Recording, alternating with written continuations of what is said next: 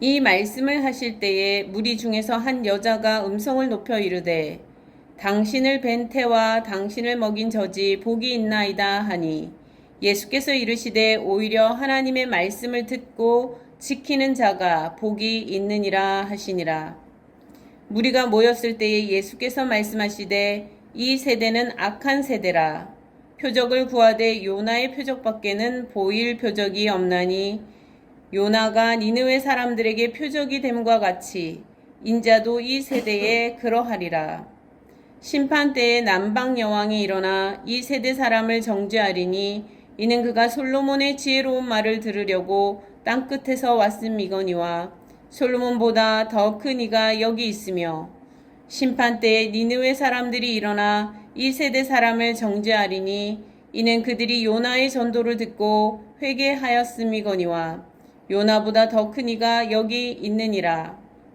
누구든지 등불을 켜서 속에나 말 아래에 두지 아니하고 등경 위에 두나니 이는 들어가는 자로 그 빛을 보게 하려 함이라. 내 몸의 등불은 눈이라. 내 눈이 성하면 온 몸이 밝을 것이요 만일 나쁘면 내 몸도 어두우리라. 그러므로 내 속에 있는 빛이 어둡지 아니한가 보라. 내 온몸이 밝아 조금도 어두운 데가 없으면 등불의 빛이 너를 비출 때와 같이 온전히 밝으리라 하시니라. 아멘.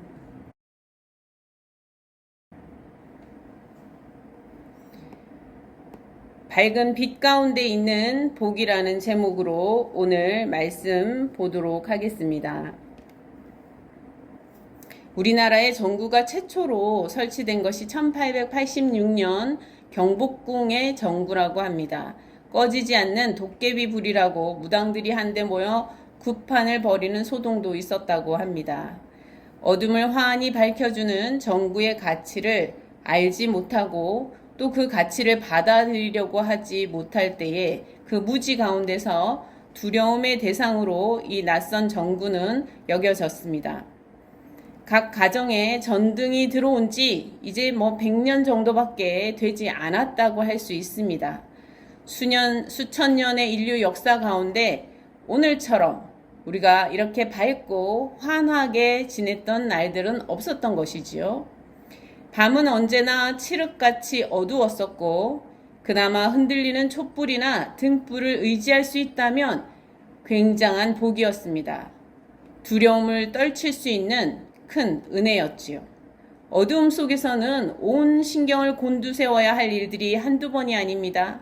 주변을 살펴보려고 노력하지만 그렇게 쉽게 보이지 않기 때문이죠. 매일같이 그리고 수없이 많은 두려움과 계속 마주해야만 하던 삶이었습니다. 지금 이렇게 우리가 환하게 빛 가운데 살아가는 이것은 너무나 복 있는 삶이라고 할 수 있습니다. 어둠 속에 있던 여러 어려움들은 사라졌지요. 밤낮 시간과 비 오는 어두운 날도 이제는 우리는 밝게 지낼 수가 있습니다. 우리의 시간도 그래서 더 자유롭게 사용할 수 있게 되었지요. 우리의 마음도 많이 자유로워진 것이 사실인 것입니다. 한 여인이 예수의 말씀을 듣고서는 예수의 어머니를 부러워하며 칭송하는 것을 볼 수 있습니다. 당신을 뵌 태와 당신을 먹인 젖이 복이 있습니다. 당신의 모친은 참 복이 있는 분입니다. 이런 말이지요. 다른 말로 하면 당신 모친이 아들 복이 있다는 것입니다. 그러자 예수께서 말씀하십니다. 복은 누구의 아버지이기 때문에 누구의 어머니이기 때문에가 아니라 오히려 하나님의 말씀을 듣고 지키는지 아닌지에 따라 달려 있다는 것입니다. 사람들은 부모가 누군지 그것이 내 인생의 복인지 아닌지 생각하는 경우가 많습니다. 배우자가 누가 되느냐에 따라 내가 복 있는 삶을 살 수 있을지 아닐지 결정될 거라고 생각하는 경우도 있습니다. 심지어 자녀가 어떤 사람으로 성장하는지에 따라 나의 삶의 자리와 위치도 달라질 수 있을지도 모른다고 생각하기도 합니다. 부러워할 만한 사람인지 복 있는 사람인지 우리가 생각할 때에 부모가 누구인지 배우자가 어떤 사람인지 자녀가 어떤 일을 하는 사람이 됐는지 이런 것에 우리는 관심을 가질 때가 있지 않습니까? 실제로 많은 경우 내가 부모를 잘못 만나, 배우자를 잘못 만나, 내 자식이 잘못돼서 내가 복이 없고 불쌍하다 생각할 때도 있는 것입니다. 그러나 주님께서는 오히려 복은 너 자신에게, 너 자신 때문에 있을 수도 없을 수도 있다고 지금 말씀하고 계십니다. 복은 하나님의 말씀을 듣고 지키는 데 있기 때문이라는 것입니다. 하나님의 말씀을 가지고 그 말씀의 효력 가운데 살아가는 자가 복이 있는 것입니다. 무리가 예수께 모여 표적을 구하였습니다. 예수께서 말씀하셨죠. 구하라 그러면 주실 것이다. 이렇게 말씀하셨지 않습니까? 표적을 구하는 이들에게 예수께서는 표적을 주십니다. 무리가 표적을 구하는 것은 사실 하나님의 말씀을 믿는 믿음으로 지금 구하고 있는 것은 아니에요. 마치 이스라엘 백성이 출애굽 당시 광야에서 고기를 구할 때와 같이 구하고 있는 것이라고 할 수 있습니다. 우리가 기도할 때 이럴 때 있잖아요. 하나님이 계시다면 이렇게 해주세요. 저도 그런 기도를 해봤거든요. 하나님이 계시다면 이렇게 해주면 제가 믿겠습니다. 우리가 표적을 구할 때 정말 믿음 때문에, 믿기 때문에 구한다기보다는 나의 안위를 위해서 구할 때가 많다는 것이지요. 우리 심지어 욕심을 위해서 표적을 구하는 일도 흔히 있는 일입니다. 우리는 하나님의 말씀을 믿는 믿음으로 구해야 할 것입니다. 우리가 기도하고 간구할 때에 우리의 욕심을 따라서 마치 이스라엘 백성이 이렇게 고기를 구하듯이 또 이 무리들이 예수께 표적을 구하듯이 오병이어와 같은 그런 기적을 나타내시기를 구하는 것보다는 하나님의 말씀을 믿는 믿음으로 기도하는 훈련을 연습을 해야 할 것입니다. 예수께서는 악한 세대가 표적을 구하니 요나의 표적밖에 볼 것이 없다 이렇게 말씀하셨습니다. 요나가 어떤 사람이었습니까? 여러분이 잘 아시기도 한 그런 선지자이지요.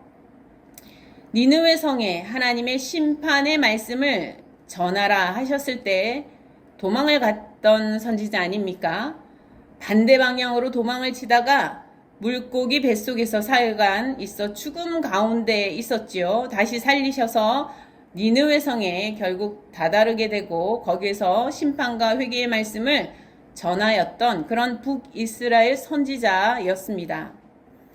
악하던 니느웨 사람들도 요나가 전하는 하나님의 말씀에 귀를 기울였지요. 니느웨 사람들을 들어보십시오 하고 이제 요나가 하나님의 말씀을 전했습니다. 여호와 하나님의 말씀입니다.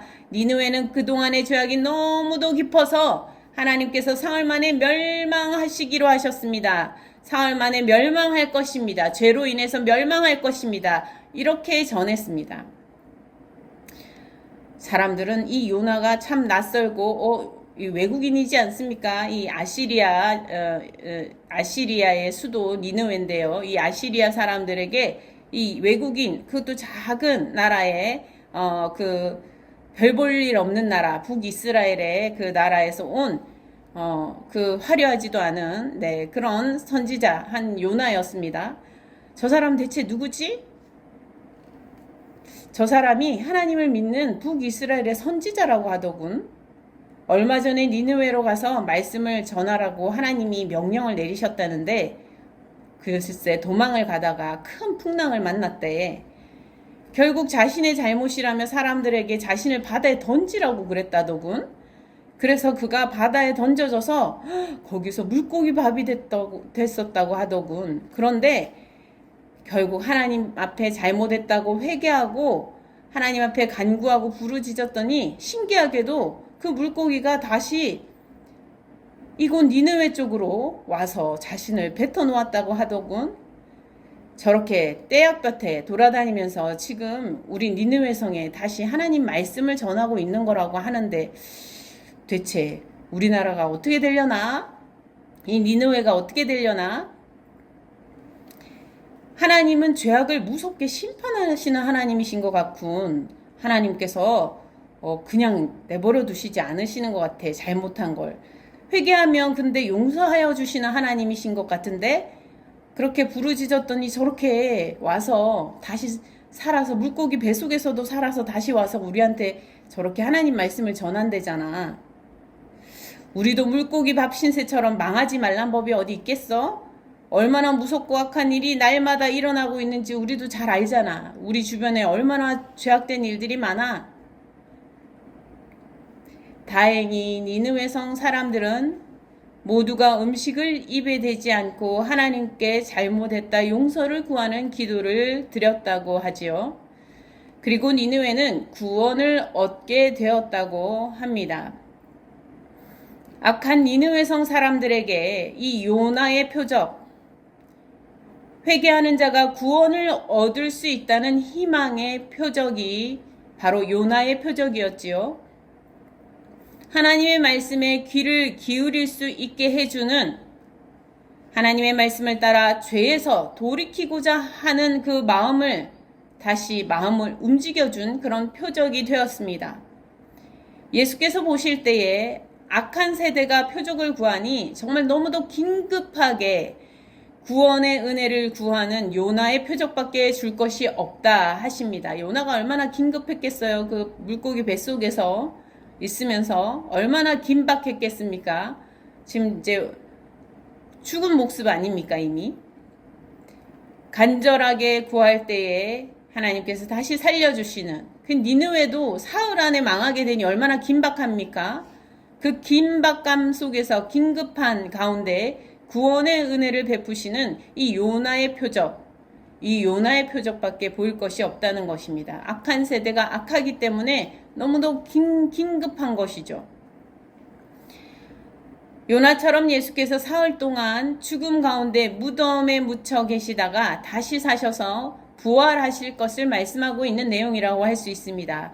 마지막 긴급한 구원의 온전한 표적, 바로 십자가와 부활의 표적입니다. 선지자 요나보다 크신 분, 솔로몬보다 훨씬 지혜와 지식이 가득하신 분, 이 예수께서 세상 죄를 지시고 십자가와 부활의 표적을 보이셨다는 것이죠. 보이실 것이라는 것입니다. 예수 그리스도를 통해 전해주신 하나님의 구원의 말씀을 믿는 자에게는 영원한 생명을 주실 것이라는 그 구원의 선포, 그 은혜가 있다는 것이죠. 그럼에도 불구하고 사람들은 하나님의 말씀에 귀를 기울이지 않는 일들이 벌어지지요. 하나님의 말씀으로 돌이키고자 회개치 않는 이들이 가득하지요. 그러한 사람들, 악한 세대, 이러한 자들에게 나중에 솔로몬을 찾아왔던, 저 남방에서부터 찾아왔던 그 지혜를 구하였던 사람과 또 니느웨에 그 회개하였던 그들, 한참 선조들이죠. 그들이 일어나 정죄할 거라고 예수님께서 말씀하고 계십니다. 지혜를 구하기 위해서 먼 거리를 마다 않고 직접 자신이 달려가는 것을 볼 수 있고요. 또 자신이 잘못한 것을 뉘우 잘못했다고 고백하고 다시는 그 길을 가지 않겠다고 부르짖으면서 기회를 달라고 간구하는, 그래서 음식을 먹고 마시고 하는 것을 완전히 내려놓고 즐거워하고 재밌게 즐기던 것을 다 내려놓고 기회를 다시 달라고 하나님께 구하던 그 선조들이 일어나서 정죄할 거라는 것입니다.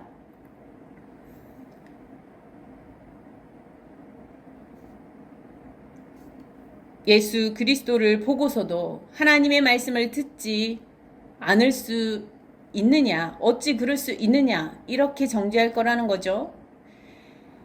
예수 그리스도께서 친히 십자가와 부활을 보이셨는데 어찌 가던 길을 그대로 가려 하느냐, 죄악의 길로 그대로 가려 하고 있느냐라고, 그렇게 했느냐라고 정죄할 것이라는 것입니다. 하나님은 용서하시는 하나님이시고 죄에서 돌이키는 자를 용서하여 주시는 하나님이신데 그 용서를 구하지 아니하였느냐라고 정죄할 거라는 것입니다. 사람들이 표적을 구하지만 예수께서 표적을 주셔도 그 표적을 보고 회개하는 이는 적은 것입니다. 표적을 보여주시지 않아서가 아니라 표적이 이미 주어져도 자신의 삶을 돌이키려 하지 못하는 삶을 살아가고 있다는 것이죠. 대부분의 사람들이 말입니다. 우리도 사실 우리의 삶을 돌이키는 것은 쉽지 않습니다. 하나님 앞에 열심을 내야 하는 믿음의 열정의 방향은 어디입니까? 회개하는 삶입니다. 우리가 하나님 앞에 열심을 내는 것은 그 열심이 어디를 향해야 합니까? 하나님을 향해서 달려가는 대로 향해야 합니다. 그러기 위해서는 회개하는 일에 열심을 내야 하는 것입니다. 믿음의 열심을 낸다는 뜻은 회개하는 일에 열심을 낸다는 거예요. 자신을 살피고 그 내 속에서 나를 지배하고 있는 죄된 생각과 습관과 논리, 그것을 끊어버리는 데 열심을 내야 하는 것입니다. 누구든지 등불을 켜서 말 아래에 음속에 두지 않고 등경 위에 둔다 하였습니다. 등불이 비춰져야 밝아지기 때문에 그렇습니다. 빛이 비추어야 볼 수 있게 되기 때문에 그렇습니다. 처음에 만들어진 처음에 만들어진 이 전등이 촛불의 4000배 정도의 밝기라고 그러는데요.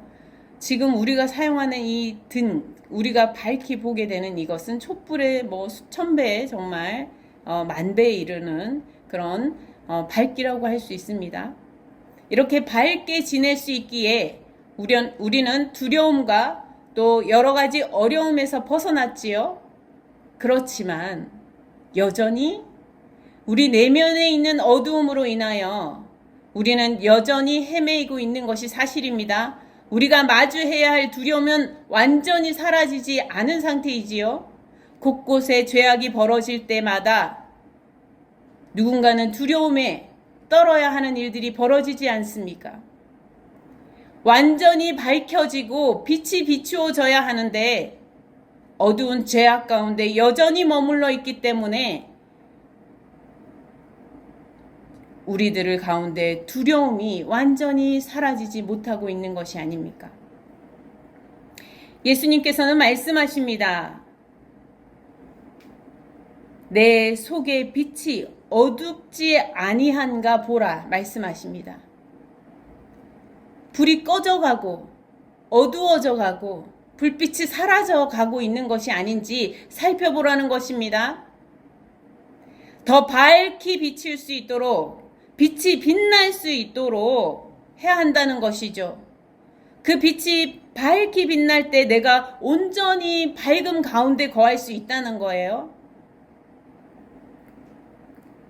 이 빛, 우리에게 비추어줄 이 빛, 밝게 비추어질 빛이 무엇입니까? 하나님의 말씀이지 않습니까? 하나님의 말씀에 귀를 기울이고 마음을 기울이고 그 말씀을 듣고 지키고자 선택하여 회개하면서 나아가는 우리가 될 때에 우리가 온전한 빛 가운데 거할 수 있게 되는 것입니다. 온전히 두려움이 물러갈 수 있게 되는 것입니다. 어떤 사람이 복이 있습니까? 여러분 누가 부러우십니까? 오늘 예수께서는 말씀하십니다. 하나님의 말씀을 듣고 지키는 자가 복이 있다. 여러분의 복은 하나님의 말씀을 오늘 듣고 지키는 데에 있음을 믿으시기 바랍니다. 하나님의 말씀의 빛이 여러분 속을 환히 비출 때에 여러분이 복 가운데 서게 되는 것을 믿으시기 바랍니다. 우리 믿음의 성도들은 이 복을 구하면서 나아가야 하겠습니다. 한 주간도 이 복을 구하면서 우리 속사람의 어둠이 물러갈 수 있도록 빛이, 하나님의 말씀에 빛이 비춰지는 역사가 일어날 수 있도록 위해서 기도하며 살아갈 수 있는 성도들 다 되시기를 바랍니다. 함께 기도하겠습니다. 하나님 아버지, 우리들 한 사람 한 사람 주님의 은혜 가운데 서 있기를 원합니다. 밝은 빛 가운데 걸어갈 수 있는 복된 삶이 되기를 원합니다. 100년 전에 전구가 만들어져서 이렇게 밝은 삶을 우리가 살아갈 수 있는 오늘날 너무도 기쁩니다. 우리가 예수 그리스도의 십자가 부활의 사건 그 표적을 통하여서 하나님의 말씀의 빛이 우리 안에 온전히 비치는 가운데 우리도 복된 삶을 걸어가게 하여 주시옵소서. 아직도 곳곳에 죄악으로 어두운 곳이 가득합니다. 주님, 주의 말씀으로 빛을 비추며 우리가 이 인생길을 걸어갈 수 있게 하여 주시옵소서. 한 주간도 하나님의 말씀의 빛을 붙잡고 걸어가기를 원합니다. 주님 함께하여 주시고 우리를 비추어 주시어 우리가 늘 하나님을 향하여 회개하는 일에 열심을 내며 우리 하나님께로 돌이키는 데 열심을 내며 살아갈 수 있는 믿음의 성도들 다 되게 하여 주시옵소서. 감사드렸고 우리 주 예수 그리스도 이름으로 기도드립니다. 아멘.